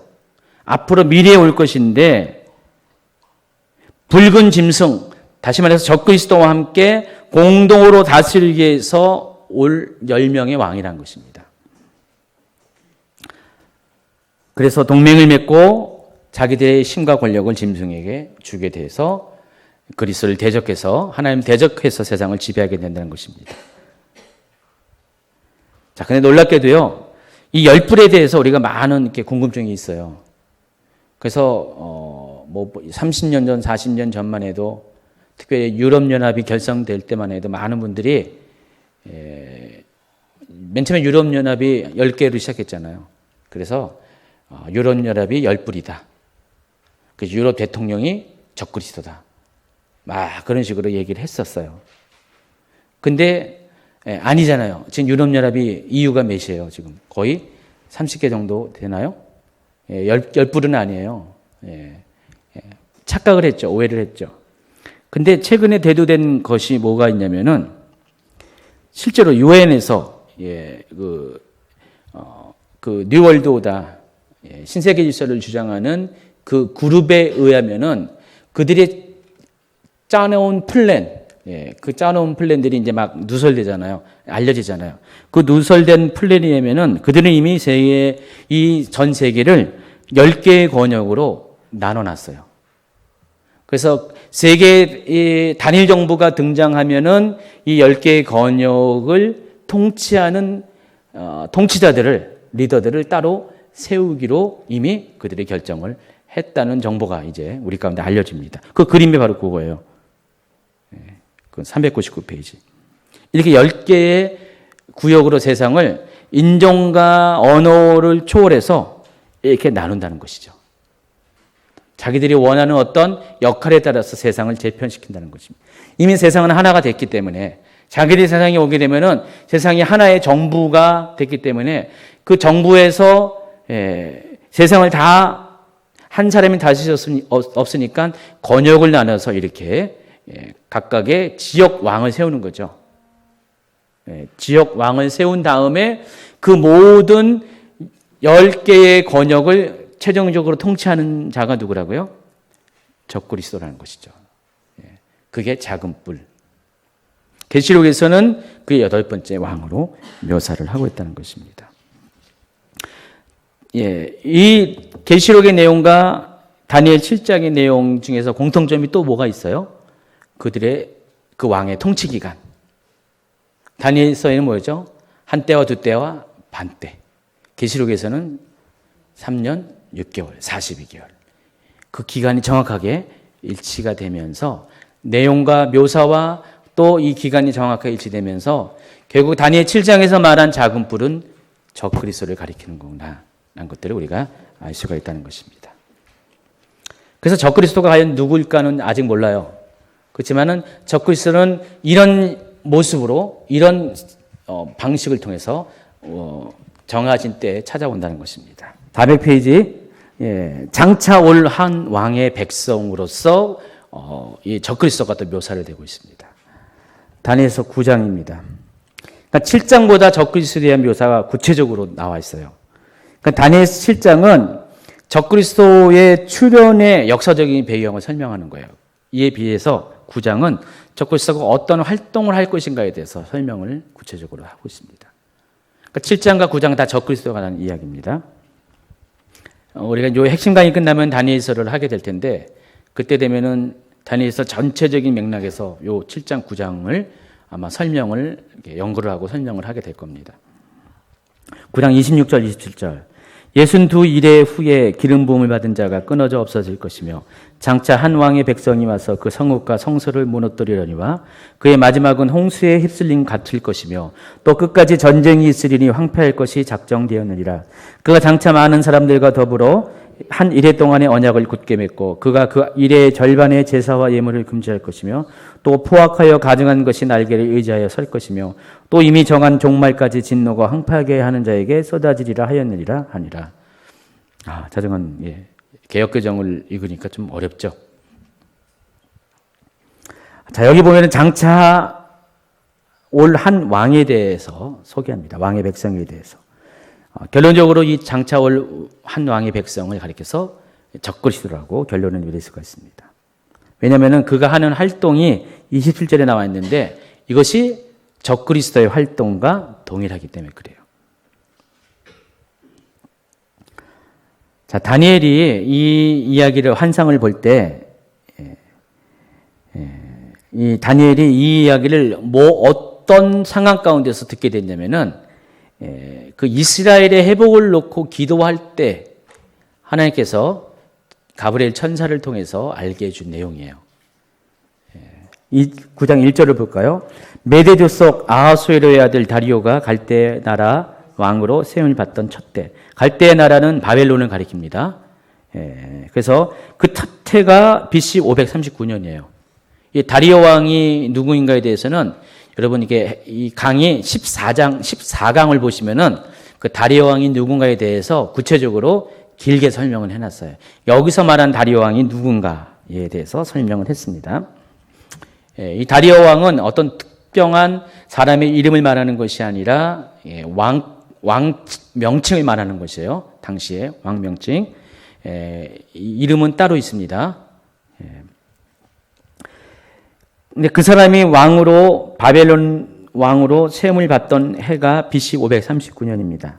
곧 그 통치 원년에 나 다니엘이 책을 통해 여호와께서 말씀으로 선지자 예레미야에게 알려주신 그 연설을 깨달았느니 곧 예루살렘의 황폐함이 70년 만에 그치리라 하신 것이라 그랬어요. 그러니까 다니엘이 예루살렘을 위해서 이스라엘을 위해서 기도할 때 그들의 회복을 위해서 기도할 때 하나님께서 예레미야를 통해서 말씀하신 회복의 연수가 있었는데 그것이 70년이었다는 것입니다. 자, 역대하 36장 21절을 볼까요? 이에 토지가 황폐하여 땅이 안식년을 누린 것 같이 안식하여 70년을 지냈으니 여호와께서 예레미야 입으로 하신 말씀이 이루어졌더라. 그러니까 예레미야에게 하신 말씀처럼 70년이 된 후에 이스라엘이 다시 회복이 되는데 그것을 다니엘이 기도 중에서 그것을 깨닫게 됐다는 것입니다. 그래서 3절에 뭐예요? 내가 금식하며 베옷을 입고 죄를 덮어쓰고 주 하나님께 기도하며 간구하기로 결심을 했다 그랬어요. 바로 이제 그 70년이 가까이 왔구나라는 것을 깨닫고 나서 가만히 있을 수가 없잖아요. 그 예언이 성취되기 위해서 예레미야의 예언이 성취되기 위해서 다니엘이 지금 기도를 하고 있다는 것입니다. 자, 그런데 다니엘이 기도하기 시작할 때 하나님께서 그의 기도에 대해서 응답해 주기 위해서 누굴 보내요? 천사 가브리엘을 보냅니다. 그래서 이스라엘이 미래가 어떨 것인가에 대한 청사진을 하나님의 계획을 보여주십니다. 그 청사진이 우리가 잘 알고 있는 바로 70일에예요. 이 70일에 대한 강의가 이미 했잖아요. 7년 대환란에 대해서 설명하면서 72일에가 어떤 의미가 있는가를 설명을 했어요. 14강을 다시 한번 이렇게 복습을 하시기 바랍니다. 꼭 복습하셔야지 이거 이해할 수가 있어요. 예. 자, 9장 24절을 보세요. 내 백성과 내 거룩한 성을 위하여 이른 이래를 기한으로 정하였나니 허물이 그치면 죄가 끝나며 죄악이 용서되며 영원한 의가 드러나며 환상과 예언이 응하며 또 지극히 거룩한 이가 기름 부음 받으리라. 여러분 헷갈리지 말 것은 이 70일에는 문자적으로는 70주를 말하는 것인데 실은 70주를 말하는 것이 아니라고 설명했죠. 생각나시나요? 여기에 해당하는 이 히브리어 단어가 말하는 것은 70주가 아니라 70으로 된 7이라는 뜻이라고 그랬잖아요. 주를 말하는 것이 아니라는 것을 우리 먼저 아시기 바랍니다. 근데 우리가 문자적으로 그냥 일상적으로 알고 있는 그 편한 용어가 그냥 여기 일회가 한 주를 말한 거니까 우리는 70주로 번역을 했지만은 실제로 히브리어에서는 이게 70주를 말하는 것이 아니라 70으로 된 7이라고 그런 의미가 있어요. 그러니까 주를 말하는 것이 아니에요. 특정한 어떤 단위를 말하는 것이 아니에요.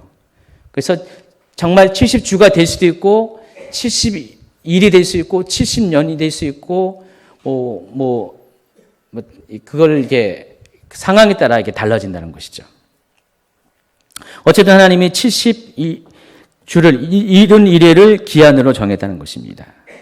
그 기한이 딱 채워지면은 허물이 그치고 죄가 끝나며 죄악이 용서되며 영원한 의가 드러나며 환상과 예언이 응하며 또 지극히 거룩한 이가 기름 부음을 받을 것이다 라고 이렇게 이야기합니다. 그래서 이 70년 70이른 이래에 대해서 우리가 이른 이래가 구체적으로 어떤 여기 그 숫자를 의미하는가에 대해서 알아볼 필요가 있다는 것입니다.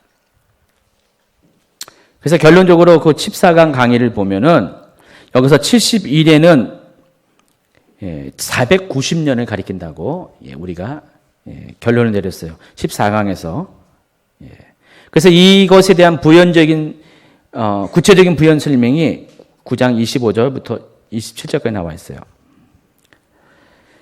내 백성과 내 거룩한 성을 위하여 이른 이래를 기한으로 정하였다 라고 하면서 구체적으로 또 이제 이렇게 말합니다. 그러므로 너는 깨달아 알지니라. 25절입니다. 예루살렘을 증거하는 영이 날 때부터 기름 부음을 받은 자 곧 왕이 일어나기까지 7이래와 62이래가 지날 것이며 그 곤란한 동안에 성이 중건되어 강장과 거리가 세워질 것이다. 또 26절에 보면은 62이래 후에 기름 부음 받은 자가 없어질 것이며 장차 한 왕의 백성이 와서 그 성읍과 성소를 무너뜨리려니와 그의 마지막은 홍수의 휩쓸림 같을 것이며 또 끝까지 전쟁이 있으리니 황폐할 것이 작정되었느니라 그랬습니다.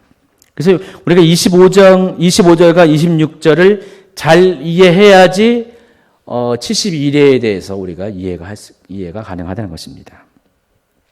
그러니까 이걸 통해서 71회가 490년을 의미하는 것을 우리가 또 알 수가 있다는 것입니다.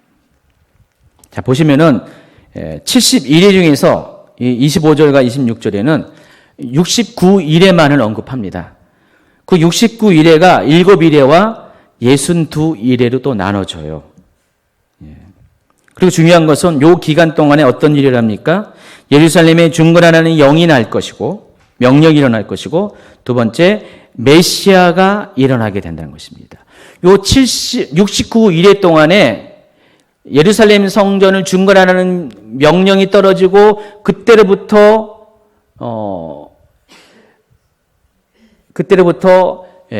기름 부음 받은 자 메시아가 누구죠? 예수님이 등장하죠. 예수님의 사역이 시작하죠. 그때까지가 69일이라는 것입니다. 그래서 요거를 역사적으로 계산을 해봤더니 정확하게 490년이 되는 거예요. 자, 예루살렘을 중건하는 명령이 언제 떨어지냐? 바로 페르시아 왕의 제국의 5대 왕 아낙사스다 1세의 제7년째인 BC 458년에서 497년 그때에 예루살렘의 성을 증거하는 명령이 떨어집니다. 이 이야기가 어디에 있습니까? 예? 예? 에스라서에 나와 있어요. 402페이지. 에스라 7장 12절.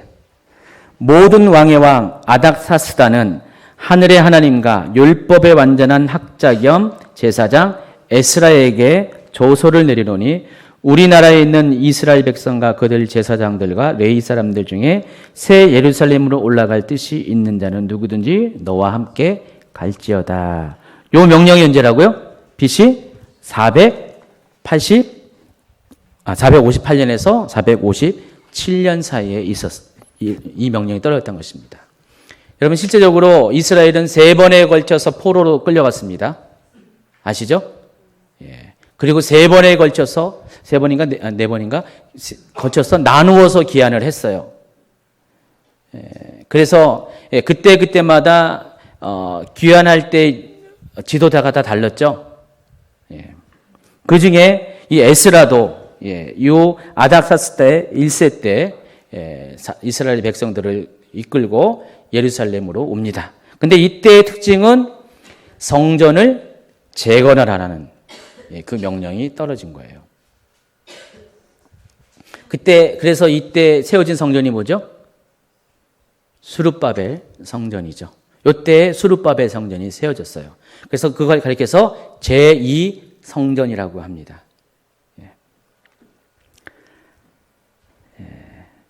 그래서 이때부터 7일에 7일에 그리고 플러스 61회가 채워진 연수로 따지면 480년의 해가 지난 해가 AD 25년에서 26년이에요. AD 25년, 26년이면 여러분 헷갈리죠? 뭐가 이렇게 떠오르는 게 없죠? 근데 실은 이때가 바로 예수님께서 기름 부음을 받고 사역을 시작한 바로 그때예요. 예수님이 몇 살 때 사역을 시작했죠? 30살 때. 예수님이 언제 태어나셨죠? 물론 우리는 BC와 AD를 나누는 그 전과 기원을 나누는 영년을 기준으로 예수님이 태어났다고 하지만 그것은 오류란 거 다 알아요. 그래서 예수님이 실제적으로 태어난 해가 BC 4년이에요. 그래서 그 BC 4년부터 시작해서 30년이 된 게 AD 26년이죠. 왜 이렇게 연수가 이렇게 겹쳐 있냐면은 달력 때문에 그래요. 달력 계산 때문에 그래요.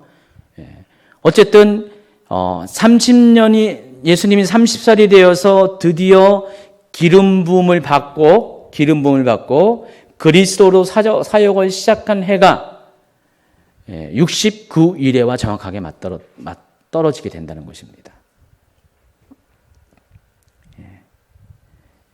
그래서 이때 무슨 일이 일어났습니까? 예루살렘에 유대를 통치한 그 유명한 헤롯 대왕이 대규모의 건축을 합니다. 수룹바벨 성전을 확장해가지고 거대한 성전으로 만들어요. 예수님 당시에도 이미 성전이 몇십 년 동안 계속 지어져 오고 있었어요. 이 성전은 AD 67년경에 성전이 완공돼요. 근데 완공되자마자 3년 후에 성전이 무너져 버려요. 굉장히 대규모의 아주 큰 공사였어요.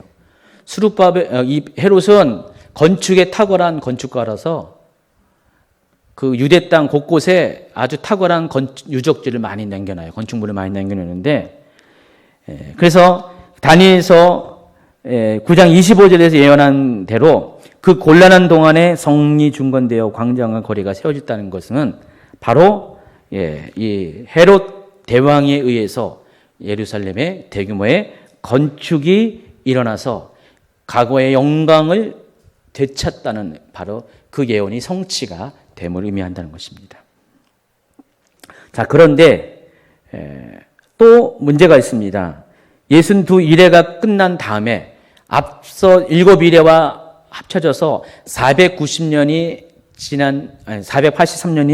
지난 후에 기름 부음 받은 자가 끊어 없어진다는 것입니다. 기름 부음 받은 자가 누구라고 했어요? 예수님입니다. 예수님이 없어진다는 것입니다. 그리고 나서 장차 한 왕이 백성이 와서 그 성읍과 성소를 무너뜨릴 것이다. 그리고 그의 마지막은 홍수에 휩쓸린 것이며 또 끝까지 전쟁이 있으니 황폐할 것이 작정되었다. 자, 여기까지만 보면은 예수님이 돌아가신 후에 장차 한 왕이 오죠. 누가 오죠?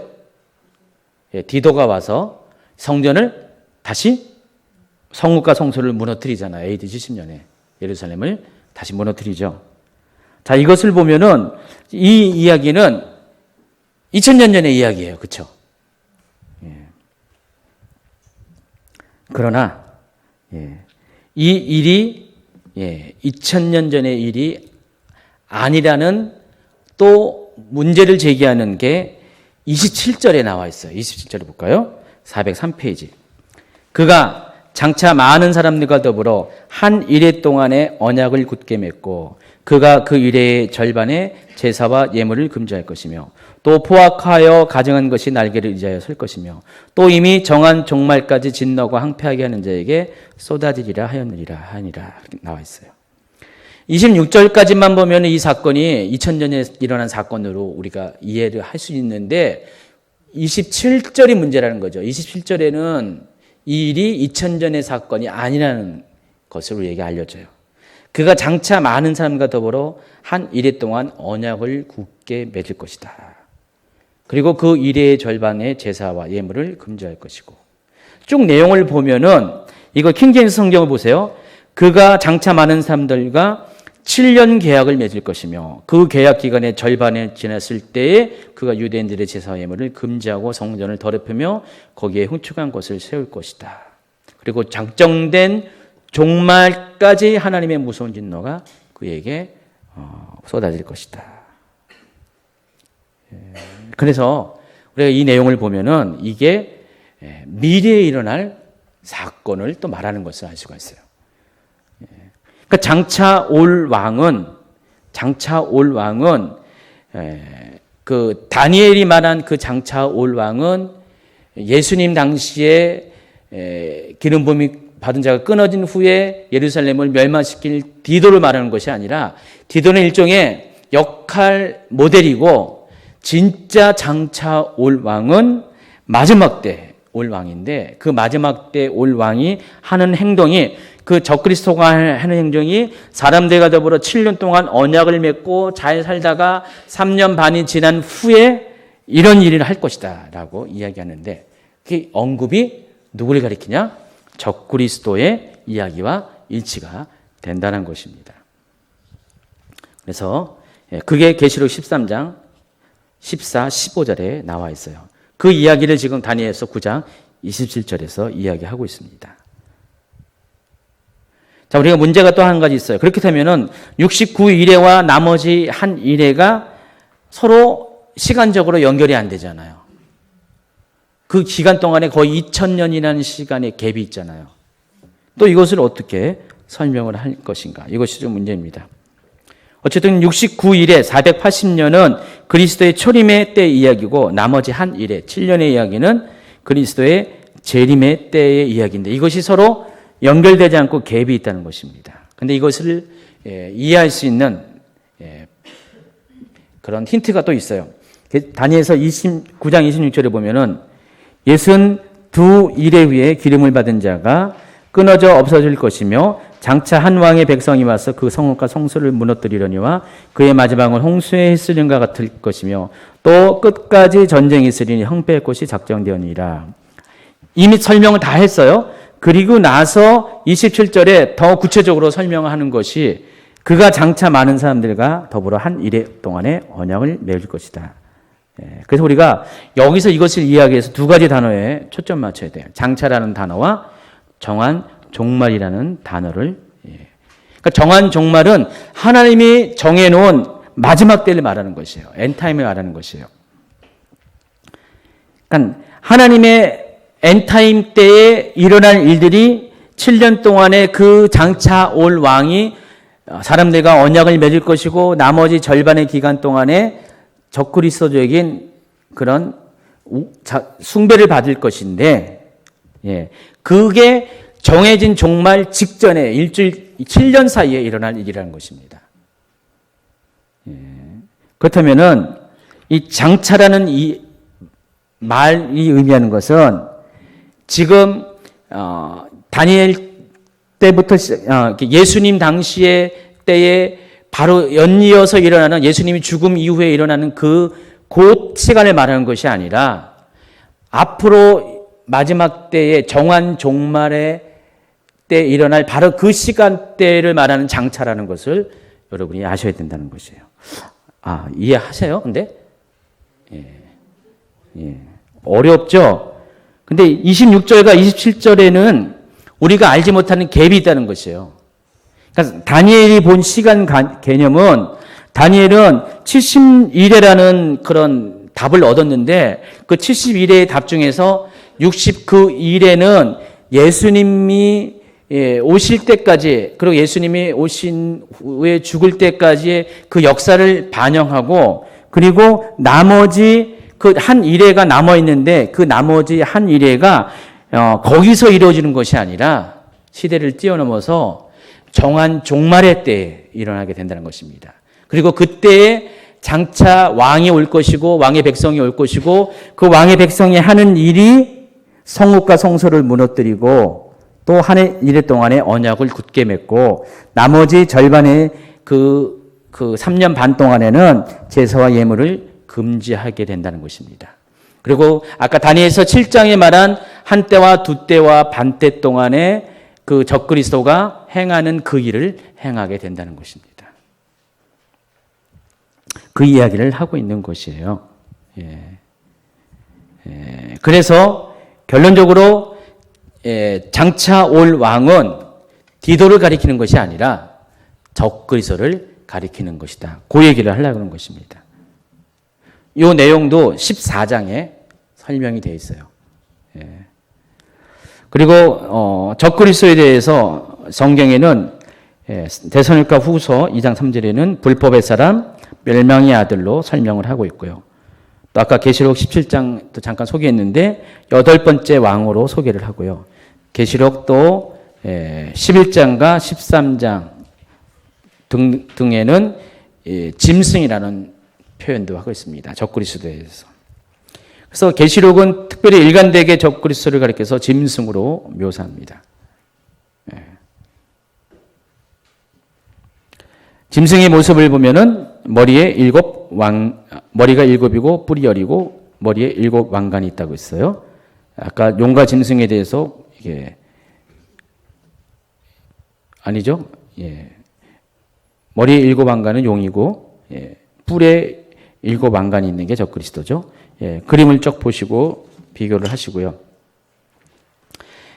그래서 적그리스도의 특징은 10개의 뿔을 통해서 세상을 통치할 것이다.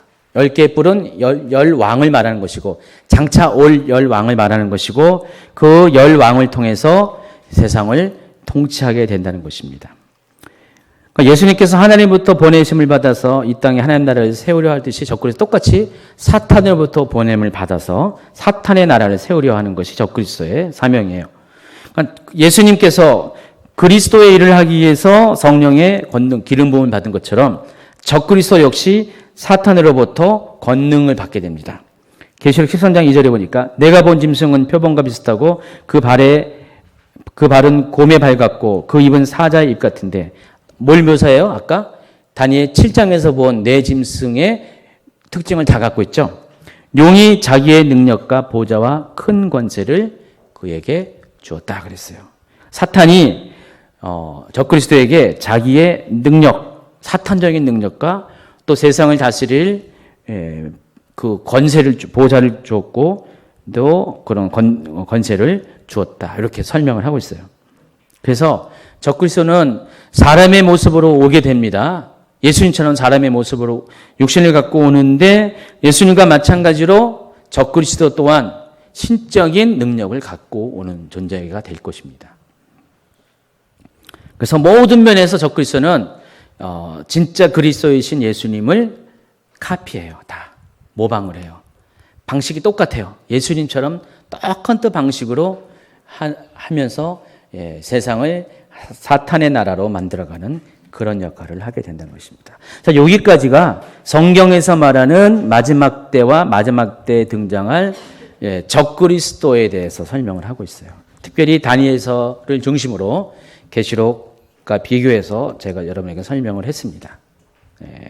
그래서 이 적그리스도는 역사적인 배경을 갖고 오는 거예요. 어느 날 뚝 떨어지게 갑자기 오는 것이 아니라 이런 역사적인 배경하에 적그리스도가 이 시대를 통해서 점점 준비되고 이미 시대를 통해서 예고된 그런 모습으로 적그리스도가 오게 된다는 것입니다. 그리고 마지막 때 적그리스도가 오면은 여기 예언한 그대로 세상이 하나가 되고 그 하나된 세상의 최고의 통치자가 되어서 세상을 지배하는데 예수님이 그리했던 것처럼 이 적그리스도에게는 사단으로 받은 권세와 능력이 또 보좌의 영광까지 가지고 세상을 한때와 두때 반때 다시 말해서 42개월 동안 통치하게 됩니다. 그러면서 적그리스도는 어떤 일을 합니까? 자기가 하나님처럼 높임을 받는 그런 일을 하게 되고요. 성도들을 핍박하고 성도들을 죽이고 하나님의 나라를 대항해서 싸우는 역할을 하는 것이 적그리스도라는 것입니다.